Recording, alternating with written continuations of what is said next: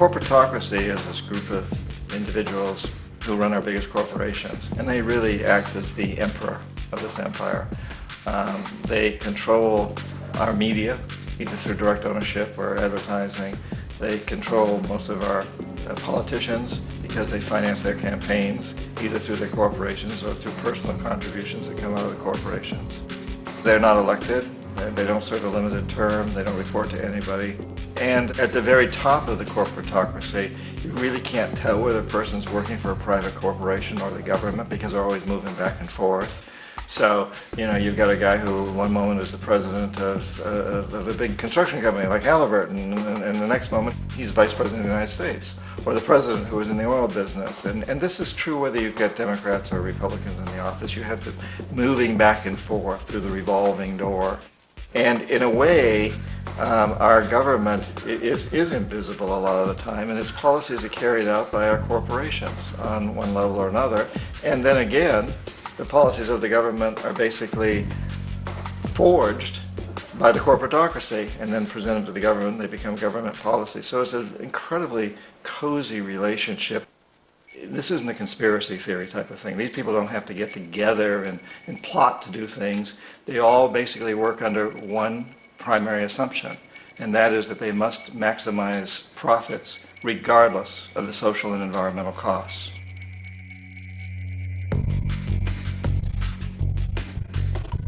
This process of manipulation by the corporatocracy through the use of debt, bribery, and political overthrow is called globalization.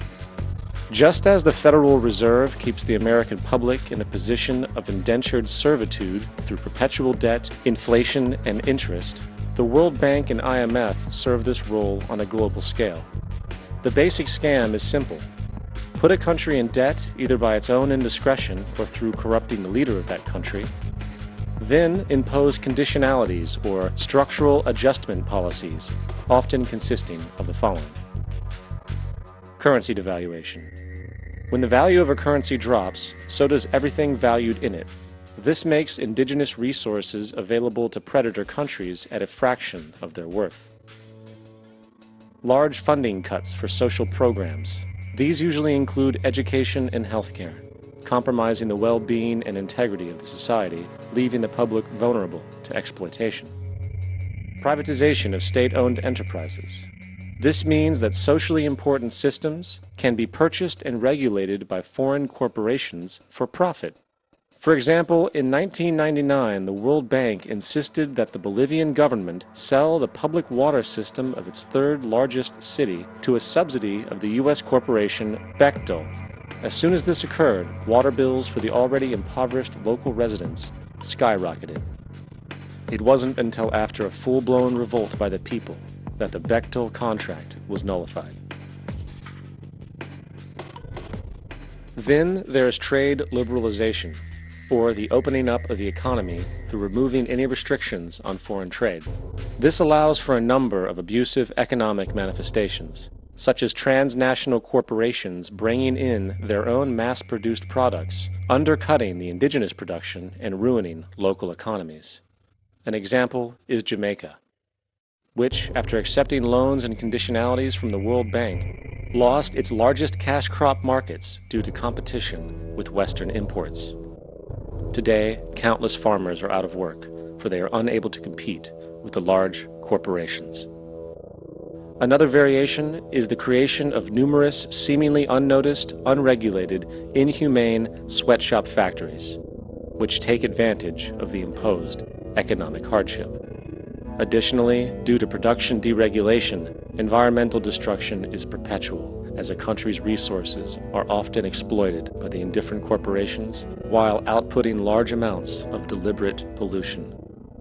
The largest environmental lawsuit in the history of the world today is being brought on behalf of 30,000 Ecuadorian Amazonian people against Texaco, which is now owned by Chevron. So today it's against Chevron, but for activities conducted by Texaco. Estimated to be more than 18 times what the Exxon Valdez dumped into the coast of Alaska. In the case of Ecuador, it wasn't an accident. The oil companies did it intentionally. They knew they were doing it to save money out there rather than arranging for proper disposal. Furthermore, a cursory glance at the performance record of the World Bank reveals that the institution, which publicly claims to help poor countries develop and alleviate poverty, has done nothing but increase poverty and the wealth gap, while corporate profits soar. In 1960, the income gap between the fifth of the world's people in the richest countries versus the fifth in the poorest countries was 30 to 1. By 1998, it was 74 to 1. While global GNP rose 40% between 1970 and 1985, those in poverty actually increased by 17%. While from 1985 to 2000, those living on less than $1 a day increased by 18%. Even the Joint Economic Committee of the U.S. Congress admitted that there is a mere 40% success rate of all World Bank projects. In the late 1960s, the World Bank intervened in Ecuador with large loans. During the next 30 years, poverty grew from 50% to 70%. Under or unemployment grew from 15 to 70%. Public debt increased from 240 million to 16 billion, while the share of resources allocated to the poor went from 20% to 6%. In fact, by the year 2000, 50% of Ecuador's national budget had to be allocated for paying its debts. It is important to understand the World Bank is, in fact, a U.S. bank, supporting U.S. interests. For the United States holds veto power over decisions, as it is the largest provider of capital. And where did it get this money? You guessed it.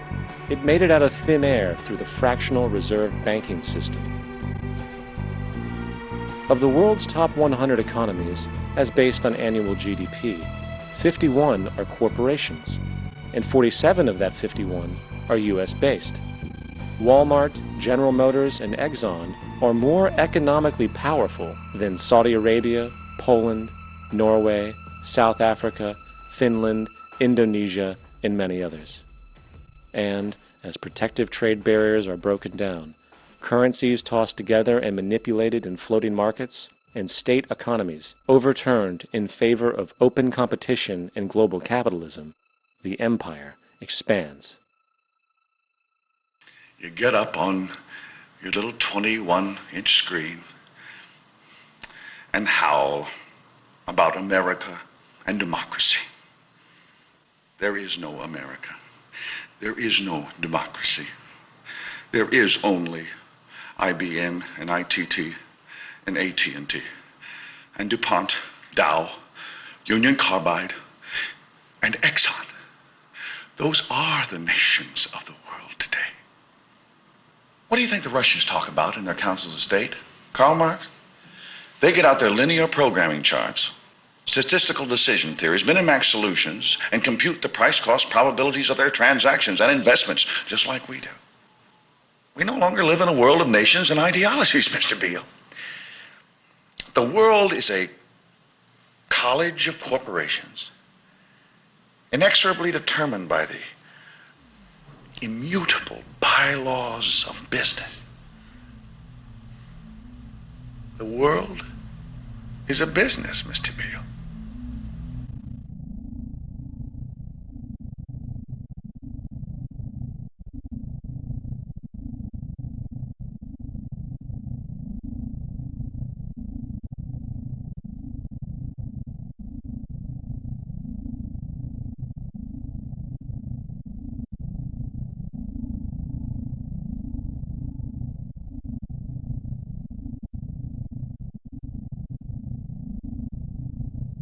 The world is being taken over by a handful of business powers who dominate the natural resources we need to live while controlling the money we need to obtain these resources. The end result will be world monopoly, based not on human life, but financial and corporate power. And as the inequality grows, naturally more and more people are becoming desperate. So the establishment was forced to come up with a new way to deal with anyone who challenges the system. So they gave birth to the terrorist. The term terrorist is an empty distinction, designed for any person or group who chooses to challenge the establishment. This isn't to be confused with the fictional Al-Qaeda, which was actually the name of a computer database for the US-supported Mujahideen in the 1980s.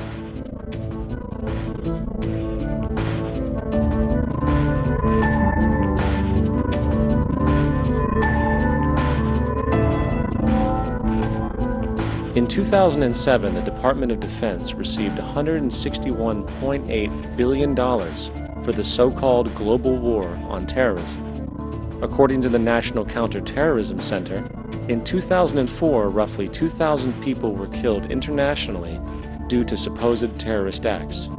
Of that number, 70 were American. Using this number as a general average, which is extremely generous, it is interesting to note that twice as many people die from peanut allergies a year than from terrorist acts.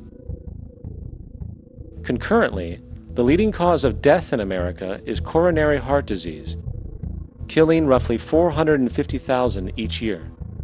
And in 2007, the government's allocation of funds for research on this issue was about $3 billion. This means that the US government in 2007 spent 54 times the amount for preventing terrorism than it spent for preventing a disease which kills 6,600 times more people annually than terrorism does. Yet, as the name terrorism and Al-Qaeda are arbitrarily stamped on every news report relating to any action taken against U.S. interests, the myth grows wider. In mid-2008, the U.S. Attorney General actually proposed that the U.S. Congress officially declare war against the fantasy.